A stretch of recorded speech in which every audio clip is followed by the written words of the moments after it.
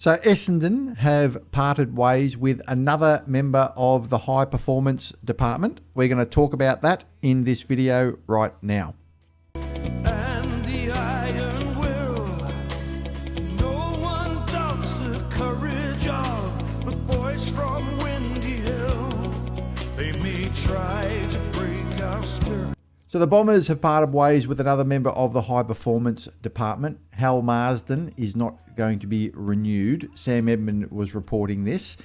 Sam says the Bombers' injury-riddled nightmare season has meant that Marsden won't have his contract renewed as changes continue to sweep through the club. Marsden has been a member of Essendon's high-performance team since the 2023 season. His departure adds to the high-performance clean-out at Windy Hill, with the head of high-performance, Sean Murphy, also departing 2 months ago, as we all know, and we, of course, named Matthew Innes to replace him.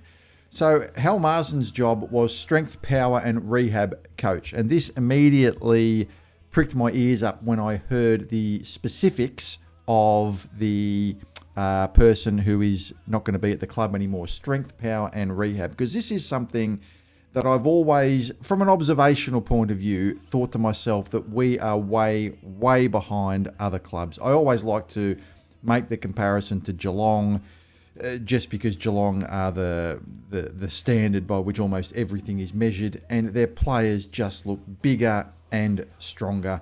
A good example is Harrison Jones, who, of course, and I know Harrison Jones has been playing on a wing the last year or so, and even though he was recruited as a forward, that might kind of affect the kind of work he does in the gym and the kind of physical requirements playing in the role. But Harrison Jones nominally is a forward. He was picked up in the 2019 draft at pick number 30. Now, Shannon Neal from Geelong was also picked up in a pick in the 30s. He was picked up at 33. He was picked up with even a worse pick than Harrison Jones, although both were pretty similar, 30 compared to 33, a year later in 2020. So Harrison Jones picked up number 30 in 2019. Shannon Neal picked up number 33 in 2020. Look at the size of Shannon Neal. Now, he wasn't that big when he first started, and I'll always look at Harrison Jones and think, why is he so skinny? He doesn't look as big as what I think he should, given he's a year older than Shannon Neal. He's been in the system longer, and he just doesn't seem as big and as powerful. And look, that's kind of anecdotal, it's observational. I'm not a medical expert. Most people watching this aren't either. There might be more to it that I don't know, but this has been happening for years, where I've just looked at our players, and you look at them compared to Geelong, and the Geelong players just look bigger. They just do. It's just a simple statement of fact. Patrick Dangerfield, look at the size of him. I mean, he just looks like a tank. I'm sure he wasn't that big when he was at Adelaide. And Nick Cox, meanwhile, looks like a string bean. And Nick Cox, I know some players just have a slender physique. That's just how it is. Not everybody is going to be built the same way. But all of our players just don't lack, many of them anyway, don't seem to have the size that they should have. And there's no excuse for that, really, because you might not have the best draft picks. You might not be able to acquire the best talent all the time. That's the nature of being in a competition with a draft and a salary cap. But there's no reason why you can't get in the gym and look as big as you possibly can and be as big as you possibly can. There's just, no excuse for that. And I know that every position's different. Obviously, you're not going to, players that run, half a kilometre a game in the midfield are going to have different physical requirements, are going to build their bodies differently to key forwards. But even our key forwards don't look as big, and they still look as slender as, or they look far slender and skinnier than I think what they should. So it did prick my ears up when I said that the strength, power and rehab coach is going, because I think that's something that we need to improve on and always have, right? Even prior to 2023 is strength and power. Right? I think that's really, in many ways, one of the secrets to becoming a good team is that you can't do much about your talent.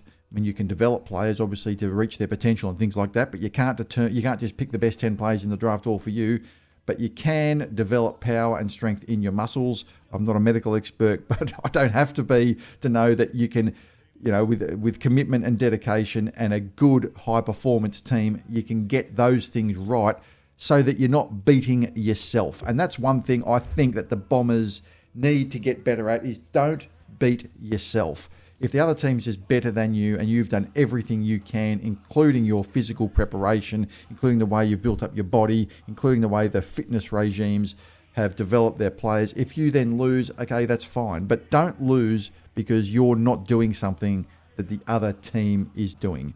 So that's what I think there. I think this is probably a good move from Essendon. If you do like the content I provide, by the way, please hit the like and subscribe buttons. I've hit over 2,000 subscribers. I'd like to keep it going, so it would be fantastic if you haven't already subscribed to hit that like and subscribe buttons right now. So I wonder as well how much of this is due to something that the club has actually measured, or whether it's due to the optics, or whether it's a little bit of both.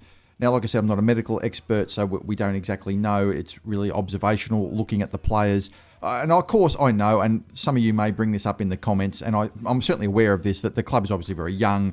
We've got a lot of younger players, and obviously, in that sense, it doesn't matter what you do. You obviously need 3 or 4 pre-seasons in the gym to get everybody right. So I know that, I acknowledge that, and I'm happy to wear any criticism if anyone thinks I'm out of line in criticising the club for not bulking the players up or getting them as big as what they should be. But I do wonder how much of this is something that the club has actually measured, or if they're actually measuring anything, or whether it's partly to do with the optics. Because I think in this industry, you've really got to compare yourself to other clubs. I just think that's just a reality of it. And I would hope that Essendon will be looking at what other clubs are doing and assessing that, okay, we're not doing it as well. That's why we're needing to make a change. And that is why we are going for some new people in these roles. Because I think Essendon, for many, many years, and look, I know this club like the back of my hand. I've been to over 500 games of football. This club can be very insular, right? They do like to do it their own way, right? It was kind of how the drug thing happened in the end, right? The whole drug scandal. Essendon being quite insular, thinking like, we're going to go and do something the way we want to do it, without really looking at perhaps what other clubs who are better and superior are doing instead.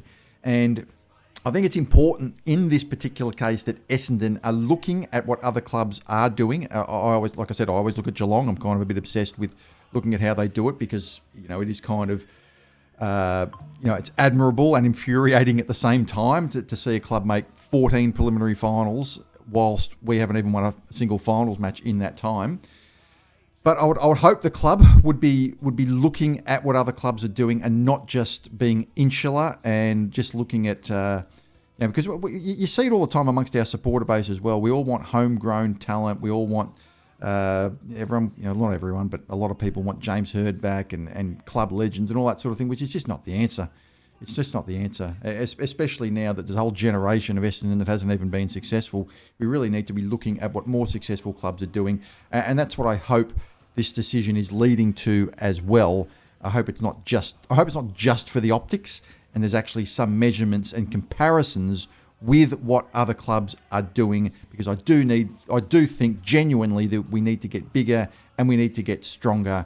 And if we do that, it will help us immensely. So I'm going to leave it there. I hope you guys enjoyed this video. Have a great day, everybody. And as always, go Bombers. Watch the